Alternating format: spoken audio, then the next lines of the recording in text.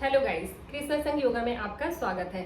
आज इस वीडियो से आप जान सकेंगे कि आपकी प्रकृति क्या है, वात, पित्त या कफ। इसके लिए आपको सबसे पहले इसके बारे में समझना होगा, जिससे आप अपनी प्रकृति को जान सकें। तो चलिए शुरू करते हैं। सबसे पहले वात, पित्त और कफ क्या है। आयुर्वेद के अनुसार हमारे शरीर का स्वास्थ्य इन 3 चीजों पर निर्भर है, वात, पित्त और कफ। अगर ये तीनों हमारे शरीर में संतुलित हैं तो हमारा शरीर स्वस्थ है। अगर इन तीनों में से किसी एक का भी संतुलन बिगड़ा तो हमारे शरीर में रोग उत्पन्न होते हैं। इनकी संख्या 3 है, इसलिए इनको त्रिदोष कहा जाता है। सबसे पहले वात दोष। वात दोष आकाश और वायु इन 2 तत्वों से मिलकर बना है और इन दोनों के स्वभाव में ही गतिशीलता है, इसलिए इनके लक्षण भी गतिशील होते हैं।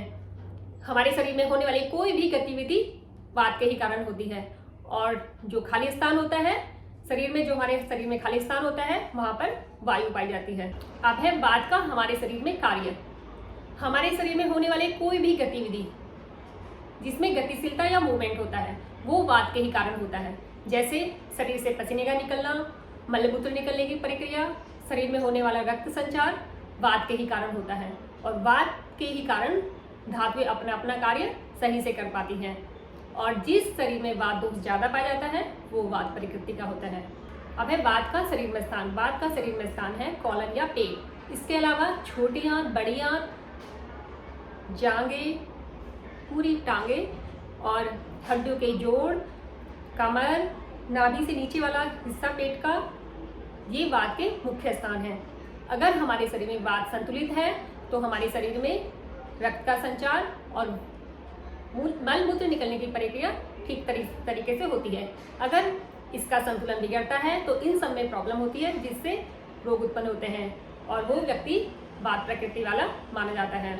अब है वात के लक्षण। वात के मुख्य लक्षण हैं शरीर का रूखापन होना, दुबलापन होना, गंभीर और भारी आवाज का होना और शरीर में हाथ पैर, पूरे शरीर में अस्थिरता का होना वात के मुख्य लक्षण हैं।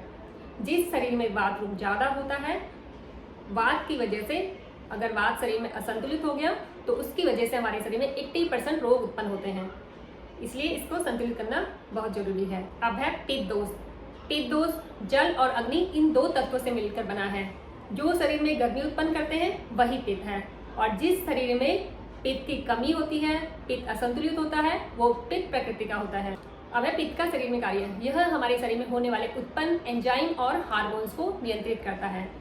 आम भाषा में कहें, जो कुछ भी हम खाते पीते या सांस द्वारा हवा अंदर लेते हैं उन सबको हड्डी, मलमूत्र, खून आदि में परिवर्तित करने का कार्य पित्त करता है।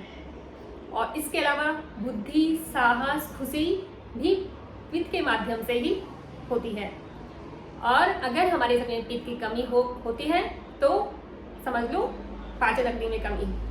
ऐसे व्यक्ति को कब्ज से जुड़ी समस्याएं ज्यादा होती हैं और वो व्यक्ति पित्त प्रकृति का माना जाता है। अब है पित्त का शरीर में स्थान। पित्त का शरीर में मुख्य स्थान है पेट और छोटी आंत। इसके अलावा छाती, नाभि से ऊपरी हिस्सा, पेट का ऊपरी हिस्सा और मूत्र स्थान, पसीना, खून, पाचन तंत्र पित्त के निवास स्थान है।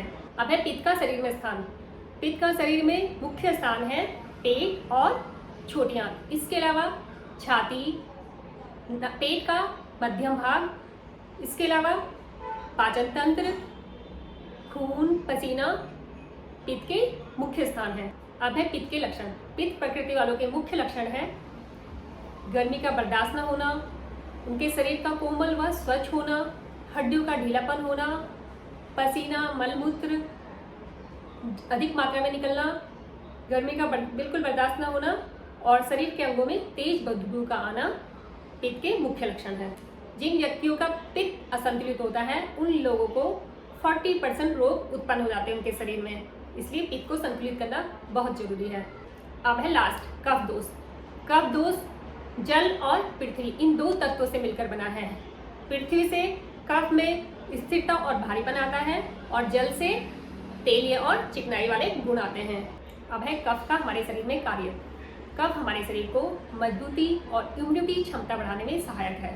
ये हमारे शरीर के अंगों का पोषण करता है, ये वात और पित्त दोनों दोषों को भी नियंत्रित करता है। इसके अलावा हमारे शरीर की मानसिक और शारीरिक कार्य करने की क्षमता को बढ़ाता है।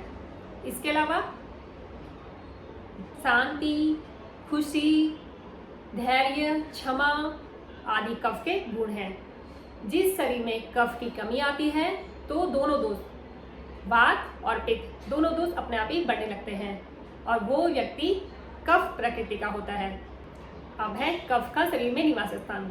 कफ का शरीर में मुख्य निवास स्थान है पेट और छाती।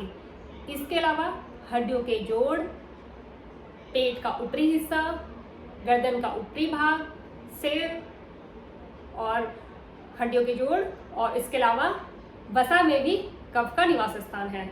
अब है कफ प्रकृति वालों के लक्षण। इनके प्रमुख लक्षण हैं, इनकी चाल गंभीर और स्थिर होती है, यानी इनके शरीर में सुस्ती ज़्यादा होती है, इनको नींद ज़्यादा आती है, इनको सांस लेने में तकलीफ होती है और खांसी आती है, और आँख और नाक से गंदगी का ज़्यादा स्त्राव होता है, और इन लोगों को हड्डियों के जोड़ों में मजबूती होती है, इनके शरीर में चिकनाहट होती है। ये इनके प्रमुख गुण है और लक्षण है। अब है तीनों दोषों का निचोड़। अगर हमारे शरीर में वात दोष है तो वो इन दोनों दोषों को, पित्त और कफ को भी बढ़ा देता है, और ये हमारे शरीर में प्रधान माना जाता है, क्योंकि वात दोष होने से 80% रोग उत्पन्न होते हैं हमारे शरीर में, और अगर पित्त दोष है तो 40% रोग, और कफ दोष है तो 20% रोग उत्पन्न होते हैं। इन तीनों दोषों को संतुलित करने के लिए कुछ योगासन बताए गए हैं जो अगले भाग में होंगे। अगर इनको आप नियमित रूप से करते हैं तो अपने दोषों को संतुलित कर सकते हैं। कई लोगों में एक साथ दो दोष होते हैं, जैसे कई लोगों में होते हैं वात और पित्त हो गया, किसी में कफ और पित्त हो गया, तो ये दोष इकट्ठे भी कई लोगों पे होते हैं, और कई लोगों में एक एक ही दोष होता है। तो इन दोषों को संतुलित करना बहुत जरूरी है, क्योंकि अगर ये संतुलित है तो हम स्वस्थ हैं, हमारे शरीर में अच्छे से सब कुछ नियमित रूप से हो रहा है। अगर ये संतुलित नहीं है तो कई रोग उत्पन्न होते हैं। तो आज के लिए बस इतना ही। अगर आपको मेरी वीडियो पसंद आती है तो उसे ज़्यादा से ज़्यादा लाइक और सब्सक्राइब कीजिए। धन्यवाद।